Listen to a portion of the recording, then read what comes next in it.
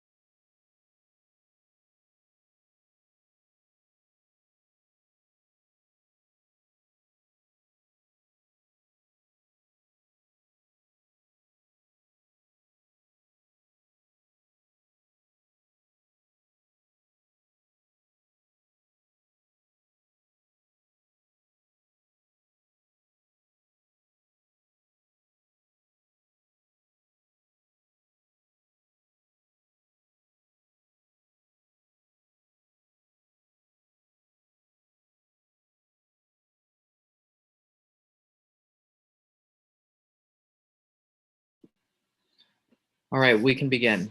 Good morning, good afternoon, good evening. My name is David Chen, and I'm a junior at Columbia College studying economics and pre-medical studies.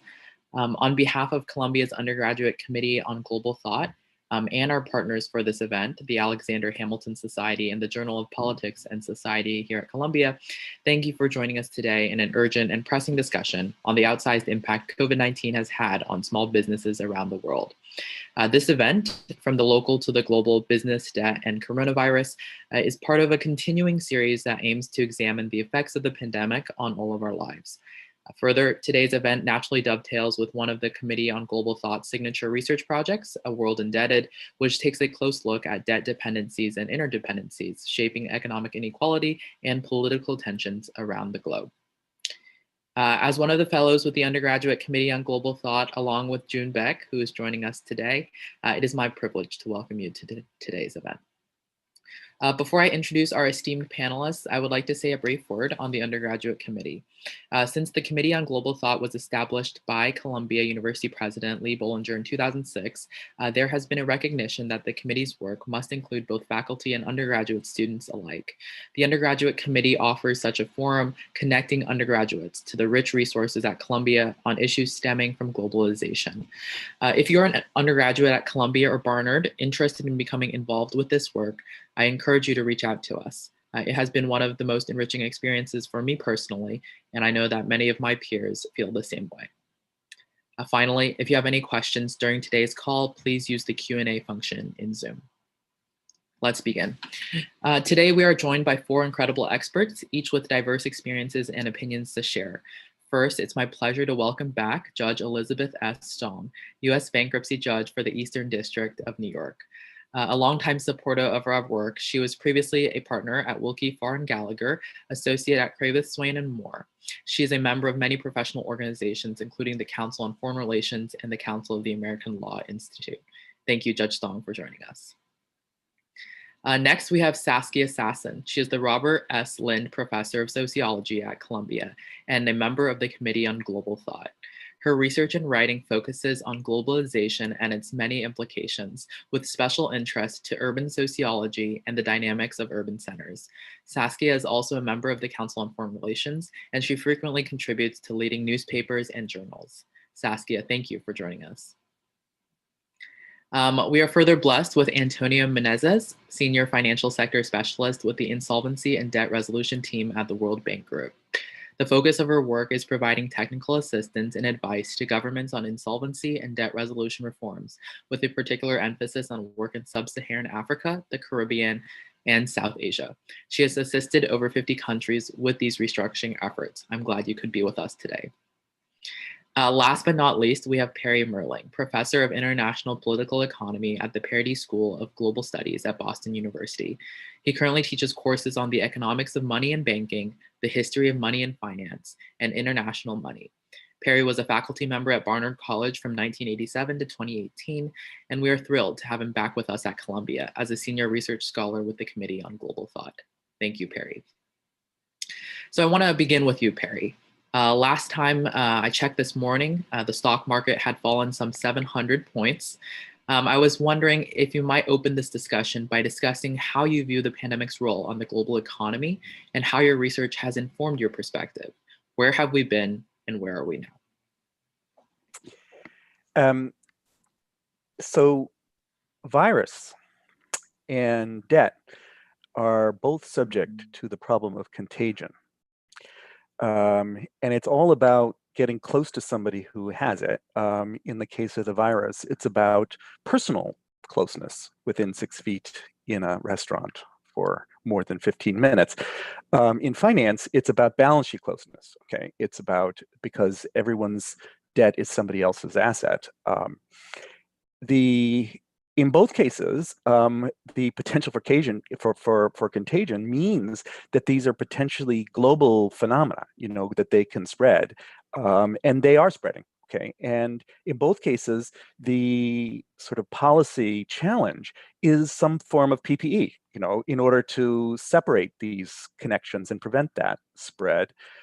The challenge in this case is the interaction between these two things, okay, which is sort of new, and we're making it up as we're going along. And I'll come back to that at the end.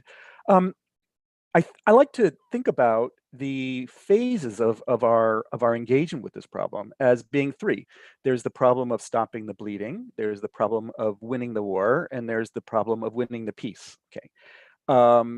We have basically stopped the bleeding. Okay, by stopping the bleeding, I mean that there was the immediate liquidity crisis. Okay, the financial crisis that happened basically in March, and when the Fed stepped in, and I don't know if people even remember that. That was a long time ago, six months ago. But it's important to remember it. Okay, because if you want to think about the problem of debt, you need to appreciate that that was the problem. The bleeding is the problem, that you owe money and suddenly your income has stopped, okay? And you cannot meet your payments. Households can't pay their rent, businesses can't pay their rent, or not to mention, outstanding actual debts, mortgages, and so forth. So the problem is a problem of debt. The solution to a problem of debt is more debt. That you're delaying this debt, you're lending people money to make payments now, hoping that tomorrow will be better, or 6 months from now, or 1 year from now. So we did that, okay? And it's important to see that there were two phases of that, okay? There was first the private response. There was the dash for cash, as well-placed corporations drew down their credit lines, sold their treasury bills, tried to prepare for what was coming by building up their cash buffers, and by borrowing. Of course, these are the privileged parts of the system, and they squeezed out the small businesses, okay? And they squeezed out people who don't have that access. And that's where the public sector came in. One way to understand a lot of what the government did was that it extended that sort of income support, liquidity support to less well-placed people. So the debt moratorium is a very important thing that happened in various aspects of society, which was not forgiving debt, right? It was just postponing it, or it was allowing it to accumulate so that you don't have to pay your rent until the 1st of January. But when you on the 1st of January, you're going to have to pay all of it. That we don't really know, or maybe it will be postponed longer or something. But you can see how that's a stop the bleeding kind of intervention. There were others, the Paycheck Protection Program, the extension of unemployment insurance. There were a number of these features. The public response also had a debt component, so we've really blown up the public debt in the United States because of all of this. I believe the deficit this year is about $3 trillion. So and there was discussion in Congress of doing another $2 trillion. So debt is been a big response to this crisis. That's the first stage, and as I say, I think that we've stopped the bleeding mostly. The next stage is winning the war. I don't know how things are going with the virus. It doesn't look so good. But let me talk about the money side of it. Okay, where the problem here is that you have debt overhang, where now you have to ask yourself, is this debt ever going to get paid? Is this a problem of just a temporary shutdown for a business that 6 months ago from now they start up and they'll be fine, or really is that debt more than can ever be paid, and so that's where we're going to hear about insolvency and bankruptcy and so forth. This is a problem for governments as well. Okay, probably not right now for the United States government, but certainly for state and local governments that have had extra expenditures. There's going to be issues there, and individual businesses, they may or may not survive, and the small businesses, particularly restaurants that are not well capitalized, that don't have cash buffers, many of them will have not survived. Already we see the blank spaces in our streets. Larger businesses may not survive also. I think you need to appreciate that there's a big industrial structure change that's happening because of this. The global supply chains are being shifted around. Whether the business travel industry is going to recover ever, really, to the extent that it was before. We're now doing Zoom conferences instead of academics like me are usually flitting around the world going to conferences. It's actually kind of better. So we may just have Zoom conferences, even after. So that changes, and the economics of higher education. There's many things that are being affected by this crisis that are going to lead to permanent changes. This was a stress test, the COVID stress test of pre-COVID business models, and not all of them are going to survive. Okay. Winning the war means sorting all that out, and some industries will be advantaged, like Zoom, for example, and others will go away. Let me now extend that. I've been talking about the U.S. This is, CGT. This same problem, okay, that I talk about is affecting the entire world. Okay, there's contagion. This problem of winning the war, winning the peace, stopping the bleeding, is a problem, and the private and public dimensions of this. Every country in the world is facing some version of this. Okay, the stress test of political leadership is also in play here, and some of this is actually spreading from the U.S., particularly the financial piece. I want to draw attention to. You mentioned that I'm international money. International money is the dollar. Okay, so the central bank of the United States is actually the central bank of the world, in effect, whether it wants to be or not. And the problem that countries outside the United States have, when I say about meeting their payments, these are dollar payments. They're borrowing in dollars. They have to pay in dollars. So the contagion from the United States to the rest of the world is much more direct in the debt space than it is in the virus space. Okay, in the virus space, it has many channels. Okay, but in the debt space, there's one channel. Okay, it's the fact that everything is denominated in dollars. And here comes sort of to the last point about this, that the global South has much less capacity for using the public sector to solve the problems of the private sector. And so, in fact, a lot of its borrowing is from abroad. And so, the debt crisis, the debt overhang that is happening in the global South is the next big shoe to drop. Okay, and this is a solvency issue, really, but it's about nation states. It's about rescheduling debts that are not going to get paid because certain markets have gone away. This is going to be a huge challenge going forward. You asked in the preparation for this about you want some signs of hope for the future, and so let me give you one. Okay, that the fact that this is a global crisis and that it's sort of about the virus and about finance means that we're testing our global. It's a stress test of the global system of cooperation and leadership. I don't know that we're doing all that well, but we're finding out where it breaks, and hopefully that will lead us to fix it. Okay, and we'll find mechanisms of global cooperation in order to get through this. I think if we do not find those mechanisms, we will not get through this. So we have to find those mechanisms, and once we find them, we can use them for other things, because it's not just the COVID crisis that is facing us as a global challenge. Climate change needs global cooperation. Lots of things need global cooperation. So here we're being forced to do global cooperation faster than we would have. We've been sort of, not doing much about climate change. COVID is bringing this right to our attention, and that's a positive thing, I think, that we could take from this. Thank you, Perry. Thank you for that very cogent discussion. I think, you laid it out very nicely for us to start with: stopping the bleeding, winning the war, and these are all crucial things. Thank you so much. I want to move on to Saskia, and I want to ask Saskia, what does the small business crisis mean for urban centers? I know you do a lot of research in this space. How will cities change as a result of the economic crises that Perry just spoke about? And what are your hopes for the future?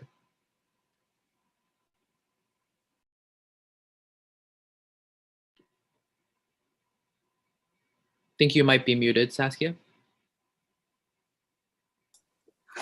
Can you hear me? Yes. Okay, great.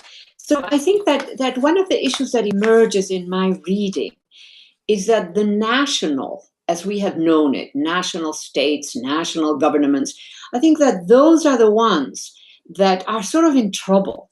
And I think that at the two extremes, the city and the global format, which is usually a bunch of countries that are leaders in being global, I think that those are emergent.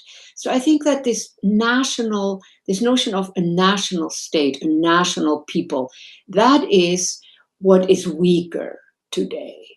Now, why and how, and is it definitive? Will it last forever? Nothing lasts forever, for starters, and it's quite possible that we return to other modes.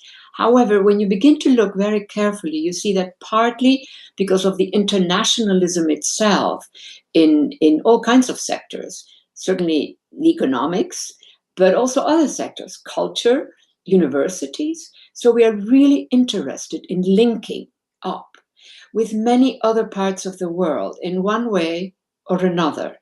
That is, to me, a positive.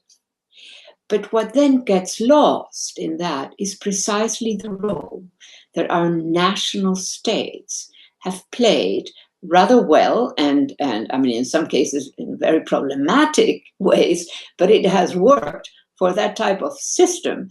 It could be a strong and abusive system, or it could be a gentle system, and that is the part that I see diminishing. Now, if you think of our international trade partners, if you think of the international art scene, if you think of people who are migrating back and forth from one country to another because evidently they can't be happy in any of those countries which they have tried out, So you have a lot of this sort of, what the French would say, c'est très mouvementé. There's a lot of movement happening there. And to me, that is interesting. Now, the question that I would ask myself is, what are the formats that will emerge from that? So if you look at the current period, for instance, you can see, and I repeat, that it is both the local actor and the international actor which are the shapers. It is not national governments. It's not sort of grand national institutions. Something has changed. And again, I repeat, in complex systems, change is often very difficult to detect. Complex systems don't just fall apart. Complex systems can continue to evince the familiar versions of themselves that we can all recognize, that we understand, and at the same time accommodate, allow in, or be unable to resist the entrance of other types of actors. So when I grew up in Latin America, and of course, I've lived in quite a few different countries. I'm Dutch. We Dutch, there's not enough room for us in our countries. So we're always somewhere around the world. Most Dutch live outside the Netherlands, which is in itself an accomplishment of sorts, I would say. So from my perspective, the Dutch, as you know, have long been around the world. They went in the 1800s. They were already in Asia, and so it's an interesting development. I think that a lot of what the Dutch enacted and showed us 200 years ago or more that could be done is today the format that dominates, which is a great facility in traveling across frontiers.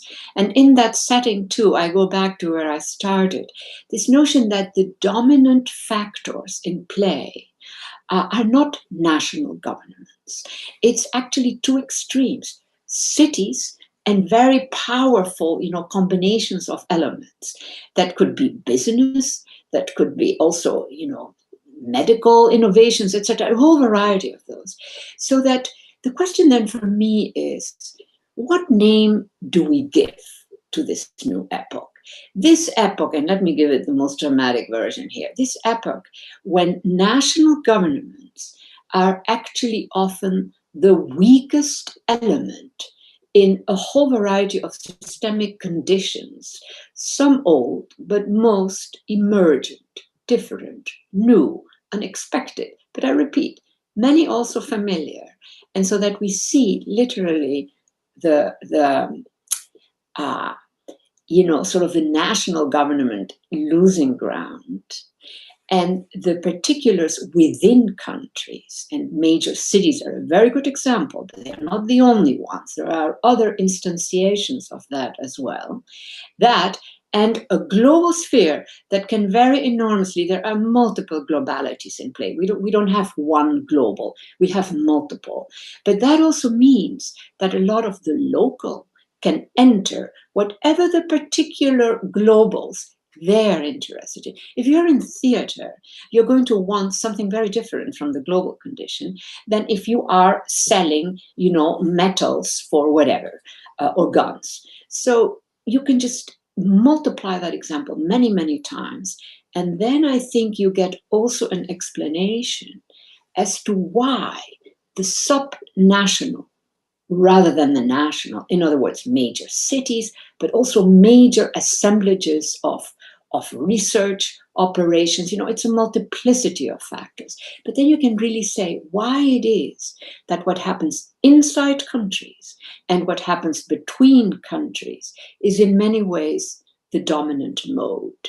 And I don't think we have, for instance, in the social sciences, quite the language to capture, to explain this condition, and I'm sort of trying to think of a whole variety of designations, how we could call it. A challenge is that we're dealing with multiple vectors. There is no such thing as one big vector, as in the national state that authorizes, etc. No, this cuts across, and it's multiple such cuttings across. So I leave you with that thought for now. Thank you, Saskia. That's very interesting. I want to revisit that towards the end of our discussion. Specifically, you talked about inside countries and between countries. I think that distinction is very interesting. So I want to next go to Antonia.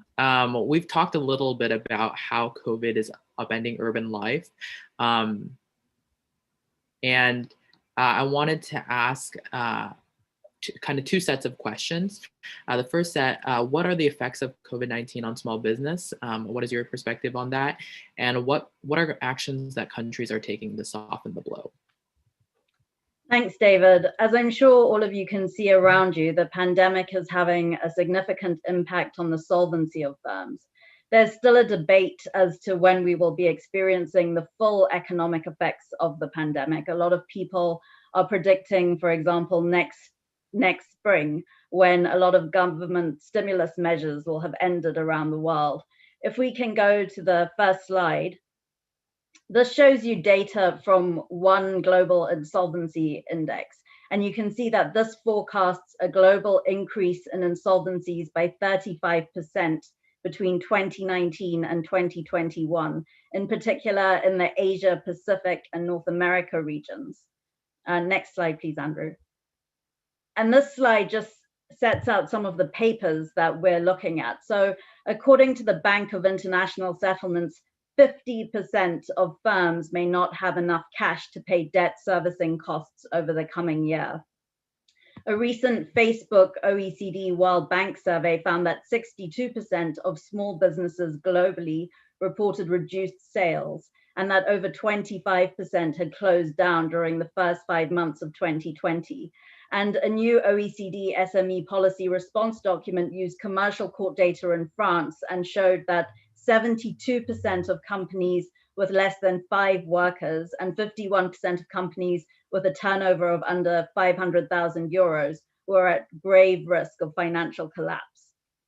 When we look at the emerging markets, the picture is also very worrying. So as you heard, I work primarily in Africa, where around 95% of firms are micro, small, and medium-sized enterprises, and a huge amount of the population works in the informal sector. According to a study conducted by the African Union, up to 20 million jobs in the informal sector in Africa could be lost due to COVID-19, particularly in sensitive industries such as retail, hospitality, and tourism. Next slide, please. So in terms of what actions a country's taking to soften the blow, I wanted to bring your attention to this global guide. This is something that the World Bank and Insol International produced, and it examines measures that around 50 countries in the world have put in place to deal with the economic distress of the pandemic. So you click on a country and you get a country report completed by practitioners in that country detailing all the measures that the government has taken. What we're seeing is that countries are responding with a package of legal, financial, and regulatory measures, which could include stimulus measures, tax breaks, employee subsidies, and temporary reforms to the legal frameworks. Regarding insolvency specifically, because that's the area where the team I'm in work, a common response adopted across countries aims to make it harder to push viable businesses into insolvency. So as we say, and using the analogy that Perry raised, we're flattening the bankruptcy curve. These measures, for example, could include a suspension or restriction of creditors' rights to initiate insolvency, or it might include a moratorium against legal actions. Countries are also putting special rules for small companies in place, new measures to reduce the duration of proceedings, and the facilitation of rescue financing. And something that I think Judge Stong might talk about more, one of our major concerns at the moment is how courts are going to deal with this huge flow of cases that are coming up. And so increasingly, we're looking at new technologies, not only to assist the courts with case management and filings, but also to try and reach small businesses, to try and restructure them or put arrangements in place to actually help them from getting to that insolvency tipping point. Thanks.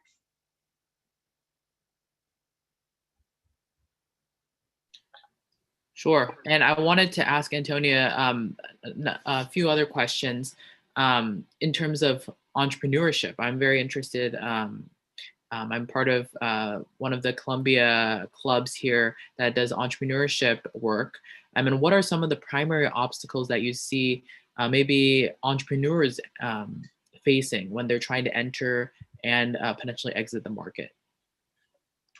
I believe the major obstacle for entrepreneurs is financing. The concern is that creditors are typically reluctant to lend to small businesses because they don't believe that they'll recover their loans. And even pre-pandemic, it was estimated that around 70% of all small businesses lacked access to credit. And we estimated that that was a $5.2 trillion funding gap for formal MSMEs and a $2.9 trillion funding gap for informal MSMEs. And so the concern is obviously that the pandemic is going to exacerbate these issues. In terms of what the World Bank is doing in this area, I think many of you know we work in many sectors and we conduct lending to governments in these sectors, and they range from healthcare to infrastructure and climate. I don't have time to go through our different initiatives, but the World Bank is making up to $160 billion in financing capacity through June 2021, including emergency support operations. And I listed some websites at the end of my presentation where you can access our major papers in response to COVID-19. In terms of my group, we are a team of lawyers. We work around the world and provide advice and assistance to governments to undertake insolvency reform, because we see insolvency regimes as a critical pillar of the financial sector. This helps ensure that creditors can maximize their returns when businesses are insolvent, and in turn lend that financing on. And again, going back to what Perry mentioned, currently we're working across all aspects of the crisis. So we're helping stem the bleeding by helping governments put emergency measures in place.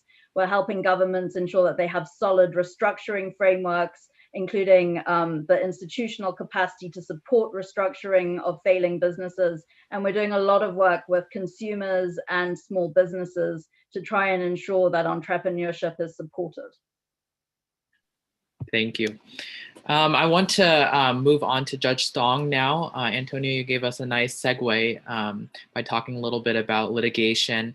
And that's why I love this topic that we were talking about today. It's intersecting, COVID, the medical aspect. We're talking about urban centers, sociology, economics, and now moving into the law. So Judge Stong, if you could maybe bring it home with the discussion on US and NYC, what sort of cases do you deal with? What are some of the changes you've experienced during this time? If you could speak on that, that would be great. I'm delighted to, and I'm especially pleased to be able to do so after my friend and colleague, Antonia, with whom I have literally and figuratively traveled the world to try to help insolvency systems and courts like mine in different countries do the best possible work, of course, as judges in courts, but also as parts of their communities, their neighborhoods, their business environments, national, international, you name it. Bankruptcy courts in the United States are federal. We're a different kind of court. We're a problem-solving court. We don't only decide who wins and who loses. We also help parties businesses get a second chance, families get back on their feet, home mortgages get paid, business debt get restructured.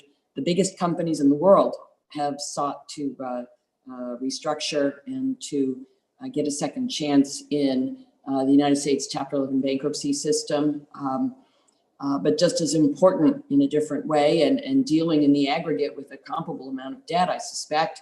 The ordinary people, your neighbors, the people, if you remember when you took the subway, that might be in the subway with you, the teachers in your kids' schools, if that's your stage in life, the custodians at your kids' school, people that would surprise you, hundreds of thousands of people a year file a bankruptcy case in the US system. And that was before we all learned about COVID and pivoted to our new environment.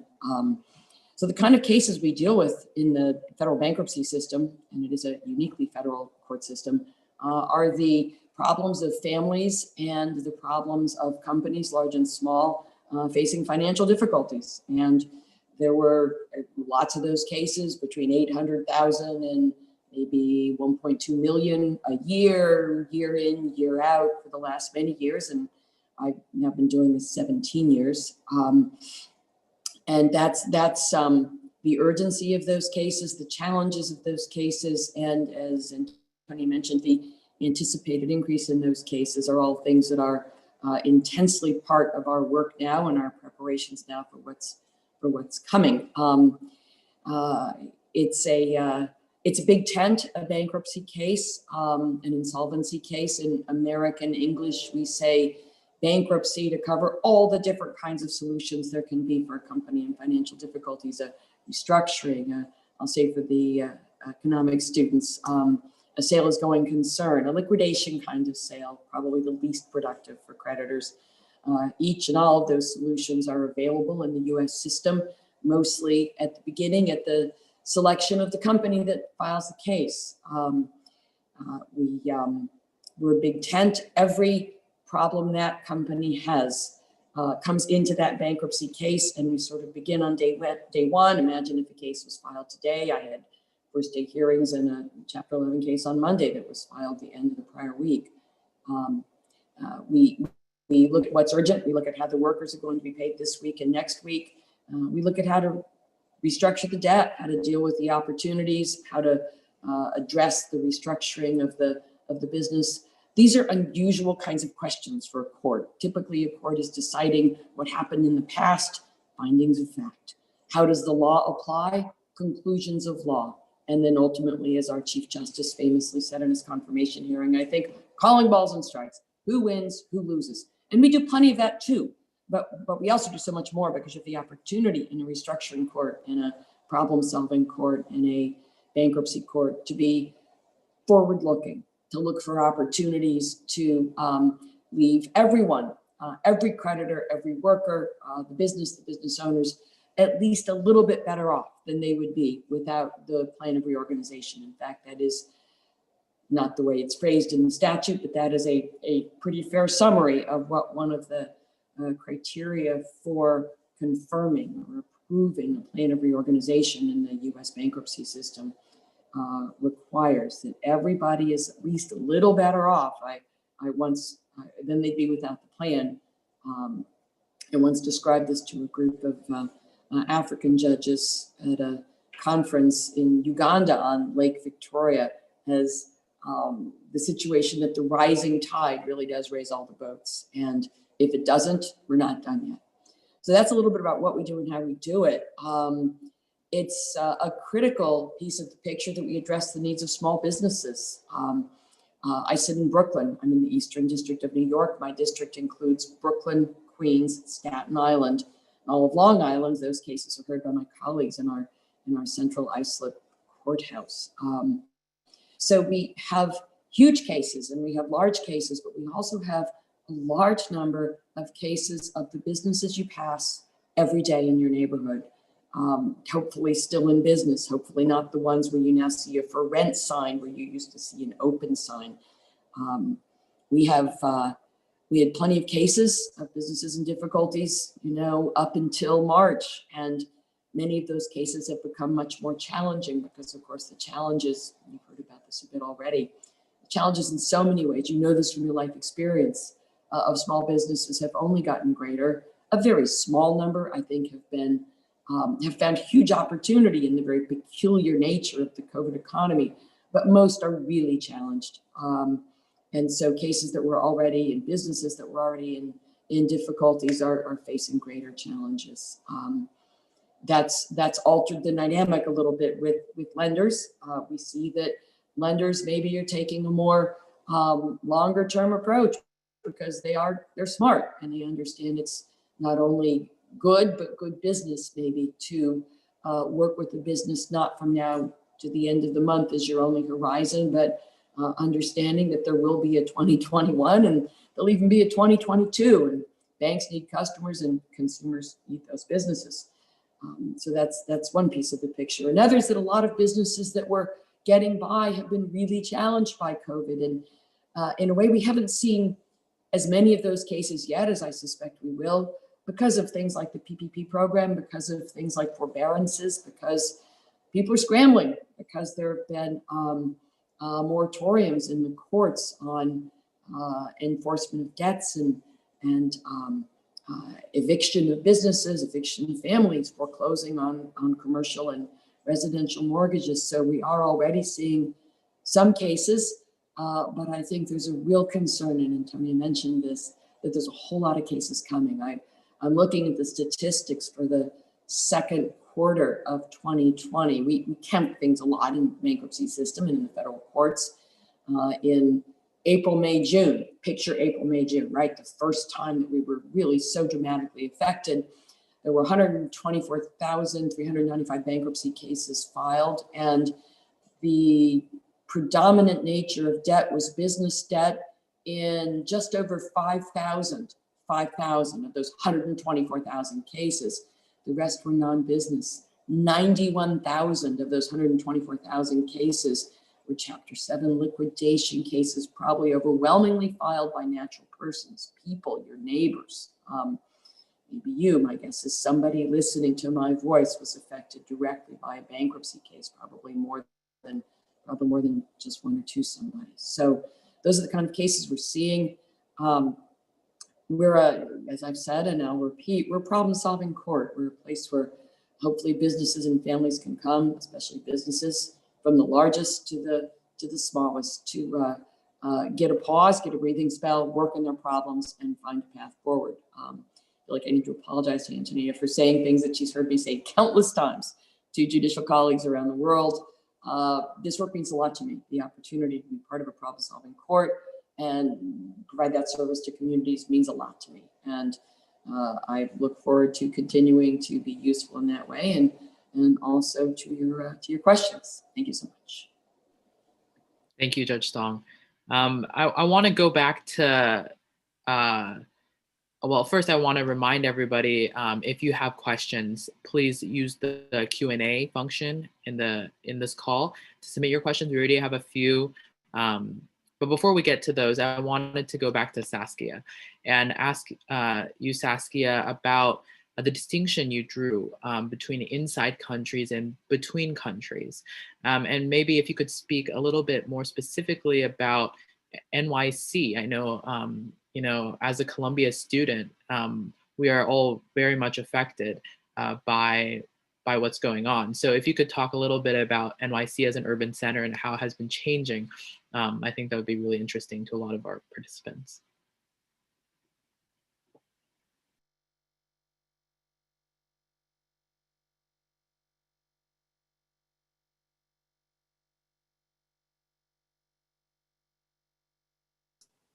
Can you hear me? Okay. Yes, well, there is sort of a combination of elements. And as I already signaled, it seems to me that the big loser is the national state structure, where the presumption of the national state to really be capable of controlling and also intermediating in the international economy, for instance. I think we're moving out of that. I think that we really have entered a kind of a new epoch. And then you stand back and you look at long histories, and you can see that nothing lasted forever.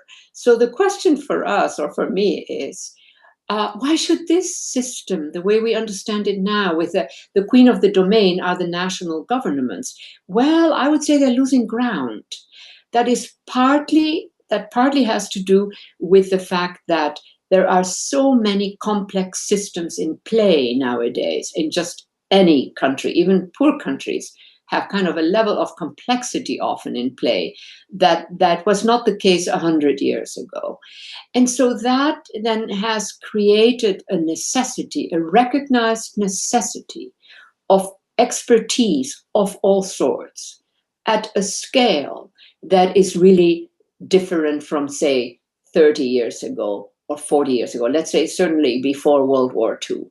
Right? The two world wars that we have had, but especially World War II, begins to initiate the introduction of all kinds of very complex systems, which governments in the past would never get involved with. We tend to forget that. So the bomb, of course, was one key example. What happens after World War II, especially, it's just a marker that there is a whole kind of engineering and innovations. I mean, let's remember that from our 2 world wars came all kinds of innovations that we now think of as specific. And so when I then come back to our current period is marked differently. And I think that one key issue is that expertise now is at such a high level that you cannot easily mix it up with other things. Leading sectors today reach extremely complex moments where the big innovations often happen. And we have delegated that knowledge because most of us cannot also learn about that. So that is a very significant element that has created multiple spaces for very particular modes of knowledge that can just really take off. They are not bound by whatever. If everything is more or less the same, then you say, hey, why do they get that and I don't get it? Why does my city not get what that city gets? Once you enter that other level of genuine innovations and discoveries and enormous complexity, you really have entered a different zone. And we delegate. In that process of inevitable, I would say, delegation, also comes the weakness of our national governments. Our national governments are full of people, I don't want to offend anybody here, but anyhow, full of people who haven't done their homework in a very long time, and they don't look like they will do their homework anytime soon because it's too complex. So you have the power figures. Hey, they don't need to know very much. We have a good example in our current president, Trump. Yeah.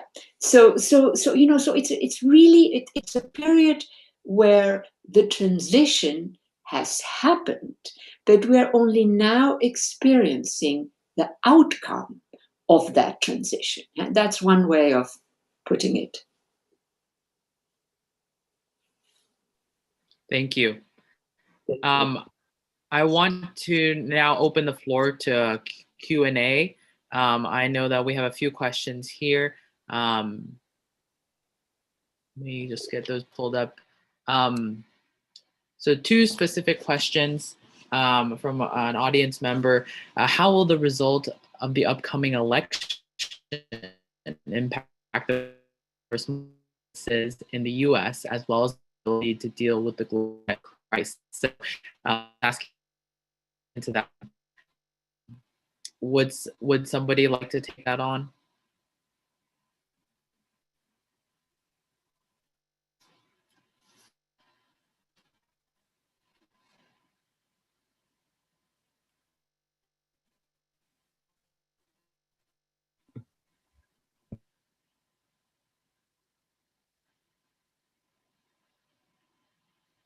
Saskia, are you muted?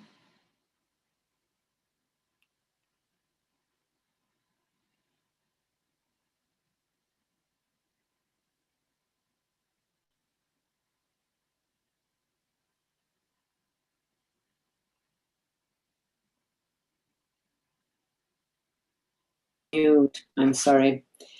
You want me to address that? Sure. This was about our current government and all of that, right? The political aspect. Right. Is that it? Correct. Right. Well, I think number one, as I already alluded, I think something in the traditional political mode is simply falling apart. It doesn't work. Trump's mode of doing the political is one very nice example of that. You realize this man says whatever, he lies. It just doesn't matter. It doesn't matter. That is the tragedy, actually, not regarding Trump, but regarding a system that has delivered the goods rather well for quite a while, but that now is really not functioning very well. I think that a lot, for instance, just to give an example, one of the arguments that I have long made is that we need all kinds of expertise in our political system. We need medical people. We need, who are part of the political process.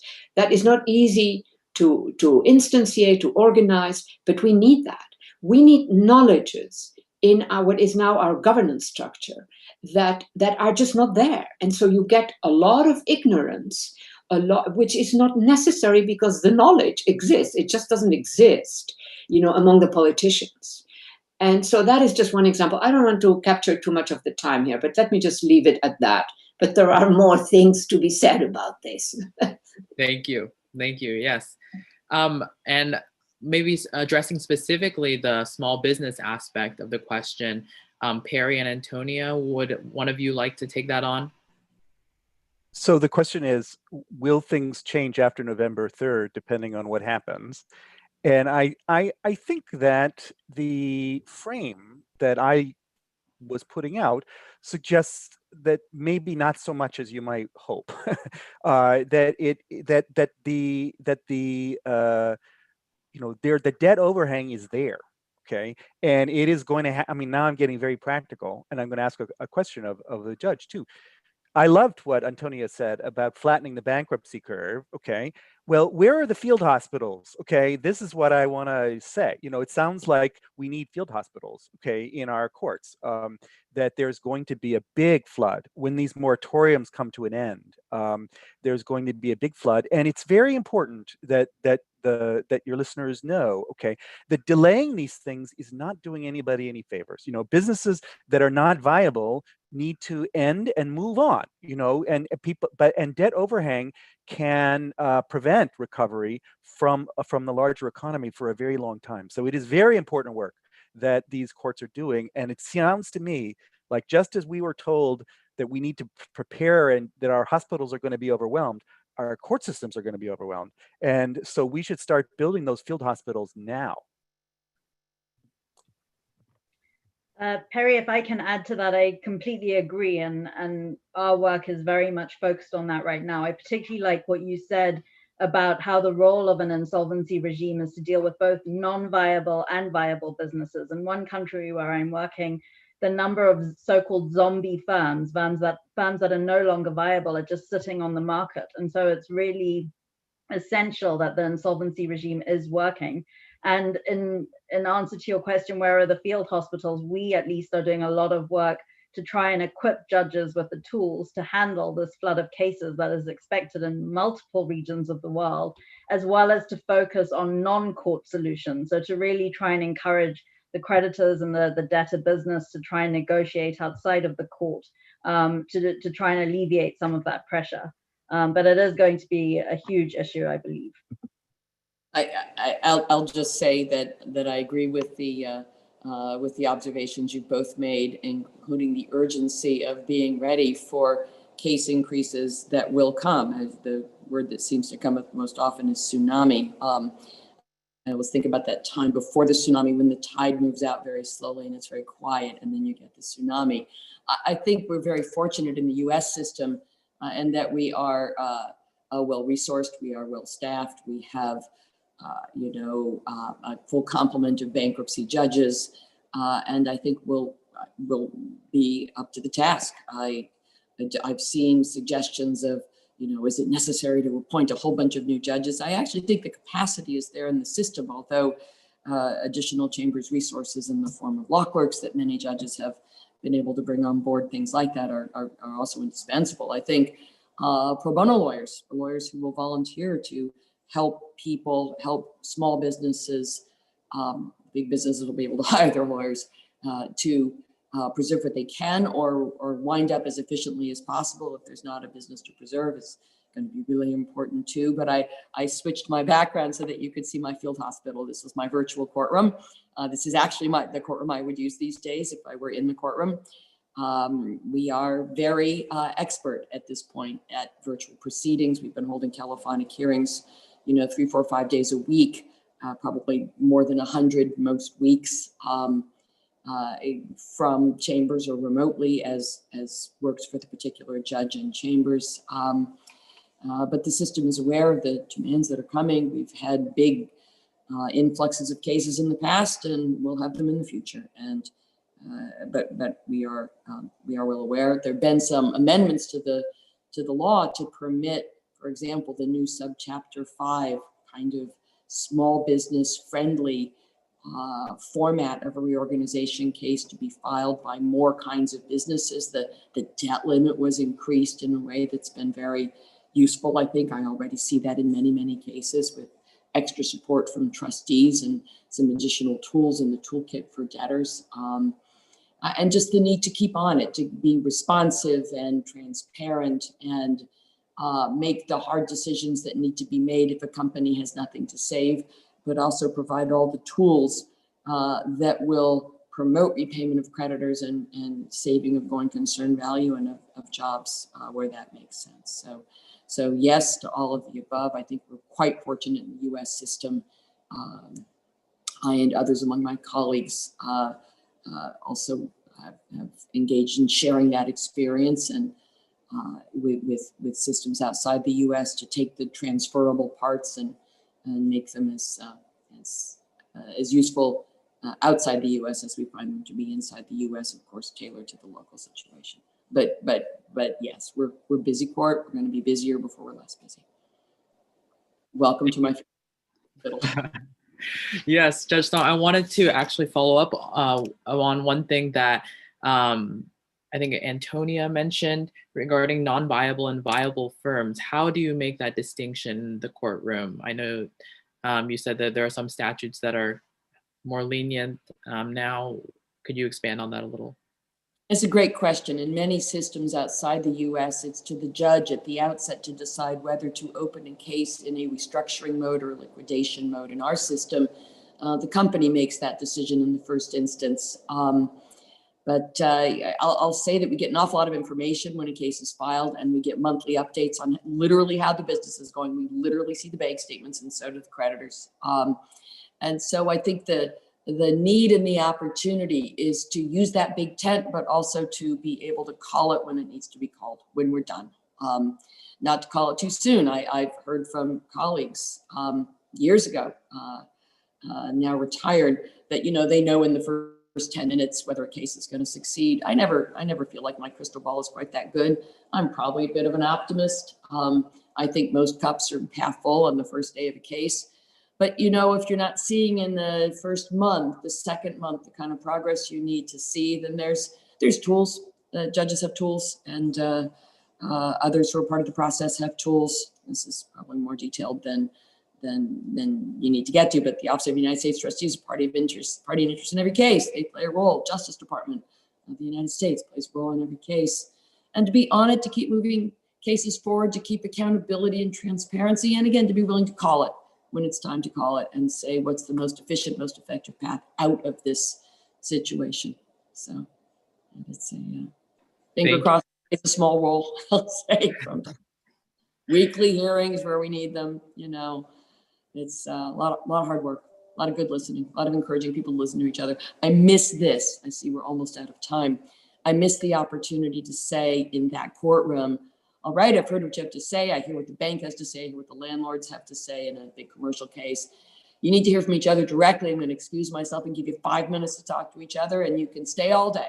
And then I'll be back, and we'll go back on the record without having people in the same room, the kind of thing that business people are so good at, which is identifying common interests, feeling each other out, getting that trust you get in person.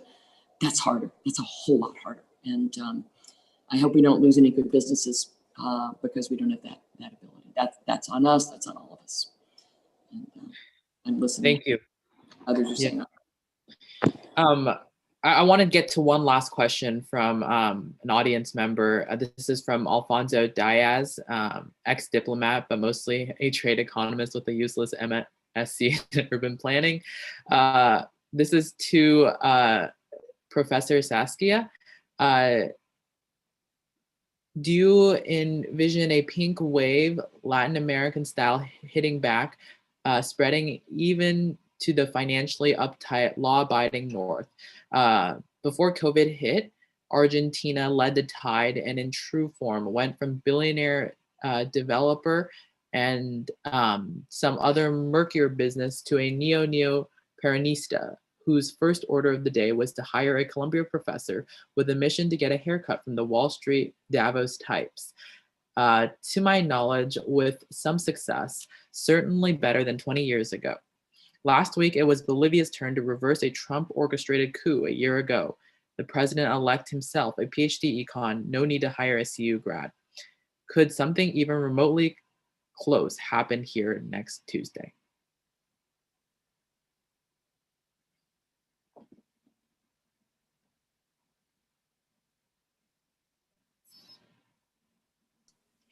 By here, does he mean the United States, or does he mean whatever? I mean, is it about the United States that he speaks? Yes, I assume so, yes. Yeah. Well, I think the United States, frankly, is in a bit of trouble. I mean, we need to change a few things, because I think that the system that has worked rather well for a very long time is now showing its weaknesses. And that may have to do with a whole mix of elements for which there is no time really to describe them. So it's not just one issue. And so the question for me is whether the new generations are the ones, the ones who are now between 12 and 20. You look like you might be 20, but maybe I'm wrong there. That they have a kind of intelligence that is already centered in a whole bunch of different elements from us, the elders. We have our intelligences, but they came out of different kind of situations. So I'm particularly interested, and that's wonderful being a professor, at Columbia, in seeing how the young, those who are 19, 20, etc. years old, how they look at the world and what they see as good and as bad. I think we are entering a new epoch, as I already said, and that's not always simple to detect in complex systems, when a new epoch really takes off. Thank you.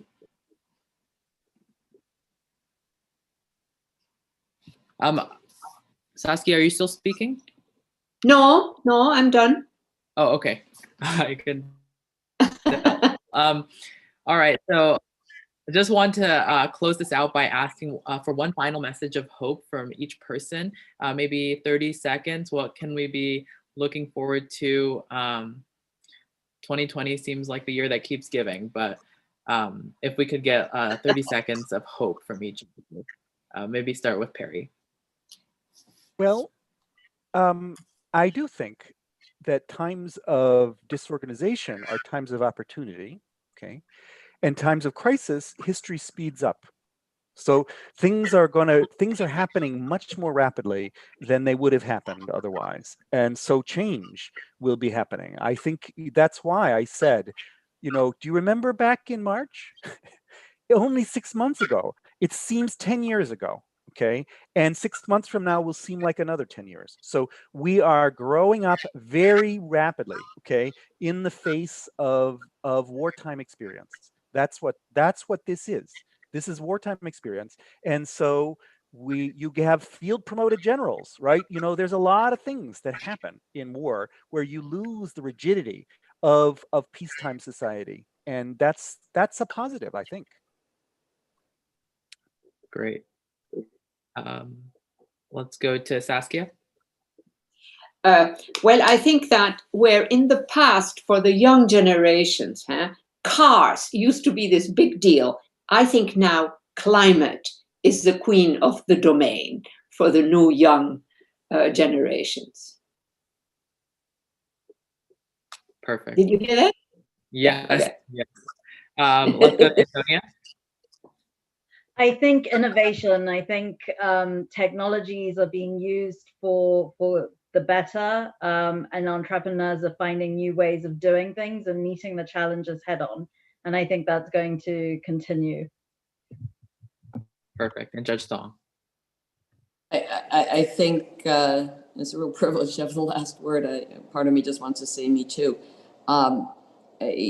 People are resilient, communities are resilient. There's no greater optimist than someone who wants to start a business. And I never thought I would believe that to my core in the way that I do, having been a bankruptcy judge for 17 years and a Wall Street lawyer for 20 before that. I said before, you as someone who went to law school to save the world. I think I actually wrote that in my essay. It's a little embarrassing with hindsight. But the energy and optimism of people, even in the worst times, continues to inspire and impress me. And it can be tempting to lose sight of that, especially these days, especially if you spend too much time reading the news. But I'm continually inspired by it, and I hope that you are too. Thank you. On that inspirational note, I just want to thank all of our panelists for joining us today. Thank you to all the audience members for joining us today. And you can find this recording online afterwards if you'd like to review it. Thank you so much.